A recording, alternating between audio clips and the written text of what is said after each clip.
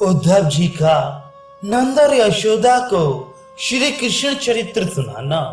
श्री नारद जी कहते हैं, राजन, इस प्रकार प्रेम भरे गोपों से जो श्री कृष्ण के विरह से व्याकुल थे, प्रेमी भक्त उद्धव ने विस्मय रहित होकर कहा। उद्धव बोले, व्रजवासियों, मैं श्री कृष्ण का दास हूँ, उनका प्रेम पात्र तथा एकांत सेवक हूँ।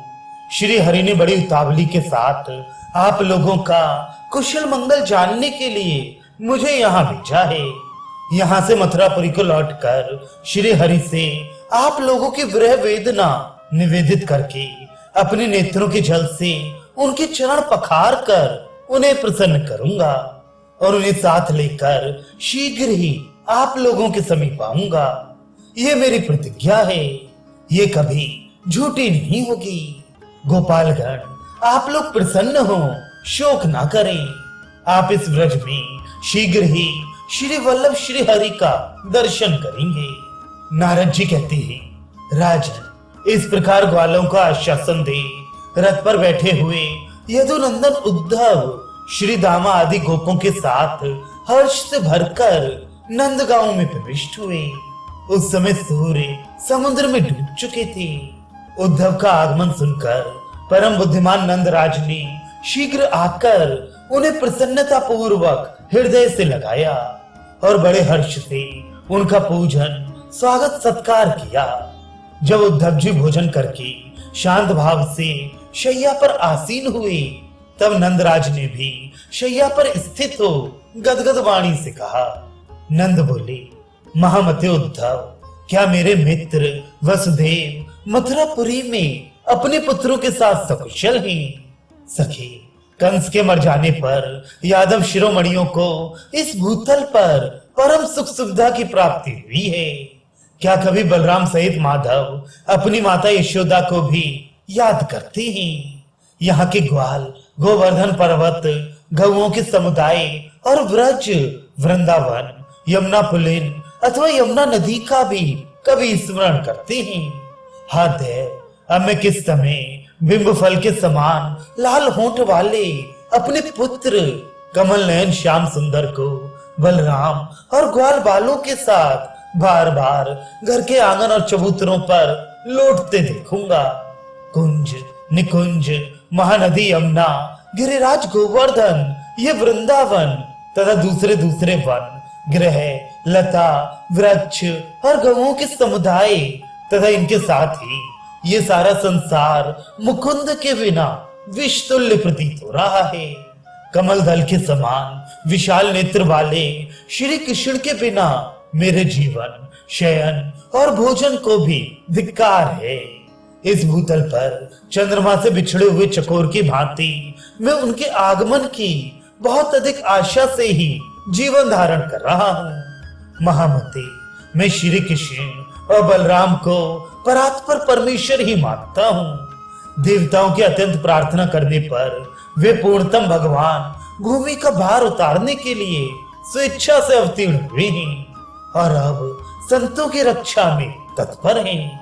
नारद जी कहते हैं, राजन, परमेश्वर श्री हरि का बार बार स्मरण करके नंदराज तकिए पर सिर रखकर चुप हो गए। उनका अंग अंग उत्कंठा के कारण रोमांच युक्त और विवल हो रहा था। राजन, उस समय श्री कृष्ण सखा उद्धव के देखते देखते श्री नंदराज के नेत्र कमरों से निकलती हुई अश्रुधारा बिस्तर और तकिए सहित शैया को भिगोकर आंगन में बह चली। मथुरापुरी से उद्धव जी का आना सुनकर सती यशोदा तुरंत दरवाजे के किवाड़ों के पास चली आई और अपने पुत्र की चर्चा सुनने लगी। उस समय स्नेहवश उनके स्तनों से दूध झरने लगा और नेत्र आंसुओं की धारा बहने लगी। फिर वे लाज छोड़कर पुत्र स्नेह से उद्धव के पास चली आई और सारा कुशल मंगल स्वयं पूछने लगी। नेत्रों से बहती हुई अश्रुधारा को आंचल से पहुंचकर हरि की भावना से विवल नंद जी की उपस्थिति में वे बोली। यशोदा ने कहा, उद्धव, क्या कन्हैया कभी मुझको अथवा अपने बाबा नंदराज को याद करता है? इनके भाई सन्नत उसे देखने के लिए बहुत उत्सुक रहते हैं। क्या वे इनका भी स्मरण करता है? इस ब्रज में 9 नंद, 9 उपनंद और 6 वृषभानु रहते हैं। क्या कन्हैया इन सबको याद करता है, जिनकी गोदी में बैठकर उसने वन वन में बाल खेली की थी, जिनके साथ नंद नंदन सानंद गेंद खेला करता था? उन अपने स्नेही गोपों का वह कभी स्वतः स्मरण करता है? मुझे मेरे जीवन में एक ही ये बेटा मिला था, मेरे बहुत से पुत्र नहीं हैं, फिर भी वह एक ही पुत्र मुझ दीन दुखी माँ को छोड़कर दूसरी दिशा को चला गया। महामती, स्नेह करने वालों के लिए कष्ट होना अनिवार्य है। ये कैसी आश्चर्य की बात है। मानद, बताओ मैं पुत्र के बिना क्या करूं, कैसे जीवित रहूं? मैया, मुझे दही दे या मुझे ताजा माखन दे। इस प्रकार मधुर वाणी में बोलकर वह घर में सदा हट किया करता था। वही कन्हैया अब दोपहर में कैसे भोजन करता होगा। ये मेरा लाला कन्हैया व्रजवासियों का जीवन है, व्रज का धन है, इस कुल का दीपक है तथा अपनी बाल लीला से सबके मन को मोह लेने वाला है। उसके लालन पालन में मेरे इतने वर्षों के दिन एक क्षण की भांति बीत गए। आज नंद नंदन के बिना वही दिन एक कल्प के समान भारी हो गया है। जिस कन्हैया को ग्वाल बालों के साथ बछड़े चुराने के लिए मैं गांव की सीमा पर और नदी के किनारे भी जाने नहीं देती थी, हाय वही अब मथुरा चला गया। ओ मोहन, यूं दूर से पुकार कर जो उसे गोद में लेते और लाड़ प्यार करते थे, वही नंदराज उसके बिना खेद और विषाद में डूबे रहते हैं। एक दिन दही का भांड फोड़ देने पर मुझ निर्मोहिनी ने उस बच्चे को रस्सी से बांध दिया था। आज वे करतूत याद करके मैं शोक में डूब रही हूँ। ये आंगन, सारा सभा मंडप, मकान, सरोवर, गली, व्रज, महलों की छतें सब सूनी हो गई हैं। मुकुंद के बिना ये सारा जगत विष के तुल्य प्रतीत होता है। कन्हैया के बिना मेरे इस जीवन को धिक्कार है। नारद जी कहते हैं, राजन, यशोदा और नंद में उच्च कोटि के प्रेम का लक्षण प्रकट हुआ देख उद्धव अत्यंत आश्चर्यचकित हो गए। उनका अपना सारा ज्ञान अभिमान गल गया। उद्धव बोले, अहो महाप्रभु नंद और यशोदा जी, मेरे शरीर में जितने रोम हैं वे सब यदि जिव्याएं हो जाएं तो उन जिव्याओं द्वारा भी मैं आप दोनों की महत्ता का वर्णन करने में समर्थ नहीं हूँ। आप दोनों ने साक्षात परपूर्णतम पुरुषोत्तम श्री कृष्ण के प्रति ऐसी प्रेम लक्षणा भक्ति की है जिसकी कहीं तुलना नहीं है। आप दोनों को जो सनातन प्रेम लक्षणा भक्ति प्राप्त हुई है वह तीर्थाटन, तपस्या, दान, सांख्य और योग से भी सुलभ नहीं है। हे नंद और हे व्रजश्री यशोदे, आप दोनों शोक ना करें। ये 2 पत्र आप लोग शीघ्र ही अपने हाथ में लें। इन पत्रों को निसंदेह श्री कृष्ण ने ही दिया है। अपने बड़े भाई बलराम जी के साथ नंद नंदन श्री कृष्ण यदुपुरी में कुशल पूर्वक हैं। यादवों का महान कार्य सिद्ध करके बलराम सहित श्री भगवान यहाँ भी थोड़े ही समय में आएंगे। तुम नंद नंदन श्री कृष्ण को परिपूर्णतम परमात्मा समझो। विकंस आदि दैत्यों का वध और भक्तों की रक्षा करने के लिए ब्रह्मा जी की प्रार्थना से आपके घर में अवतीर्ण हुए हैं। बलराम सहित श्री हरि ने जन्मदान से ही अद्भुत लीला आरंभ कर दी थी।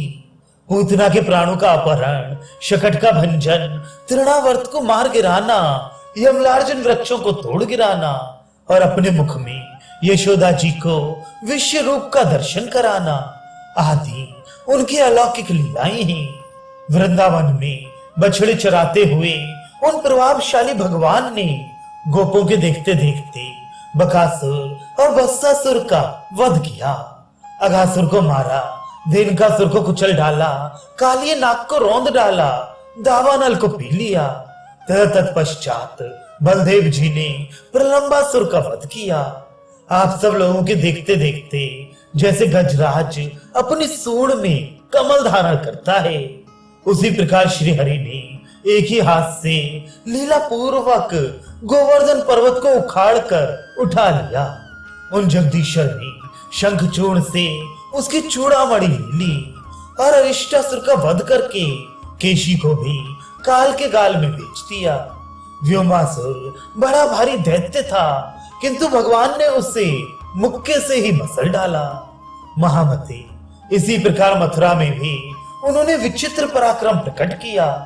कंस का रजक बड़ा डींग हाँकता था, किंतु श्री हरि ने एक ही हाथ की चोट से उसका काम तमाम कर दिया। सब लोगों के देखते देखते कंस के प्रचंड धनुर्दंड को बीच से ही खंडित कर दिया। ठीक उसी तरह जैसे हाथी ईख के डंडे को तोड़ डालता है। कुबल्यापीन नामक हाथी बल में 10,000 हाथियों की समानता करता था, किंतु भगवान ने उसकी सूंड पकड़कर उसे भूतल पर दे मारा। चाण, मुष्टिक, कूट, शल और तोशल को माधव ने मल्ल युद्ध करके भूपृष्ठ पर मार गिराया। मदमत्त दैत्य कंस 1,00,000 हाथियों के समान बलशाली था, परंतु उसे श्री कृष्ण ने मंच से उठाकर भुजाओं के वेग से घुमाते हुए पृथ्वी पर उसी तरह पटक दिया जैसे कोई बालक कमंडल को गिरा दे। फिर जैसे हाथी पर सिंह कूदे, उसी प्रकार ये कंस पर कूद पड़े। कंस के कंक आदि छोटे भाइयों का महाबली बलदेव ने मुदगर से ही तुरंत उसी प्रकार कचूमर निकाल दिया, जैसे किसी सिंह ने बहुत से मृगों को मौत के घाट उतार दिया हो। अपने गुरु को दक्षिणा देने के लिए महासागर में कूदकर स्वयं श्री हरि ने शंख रूपधारी पंचजन नामक असुर का संहार कर डाला। महानंद, यह अद्भुत चरित्र भगवान श्री कृष्ण के बिना कौन कर सकता है। उन श्री हरि को नमस्कार है।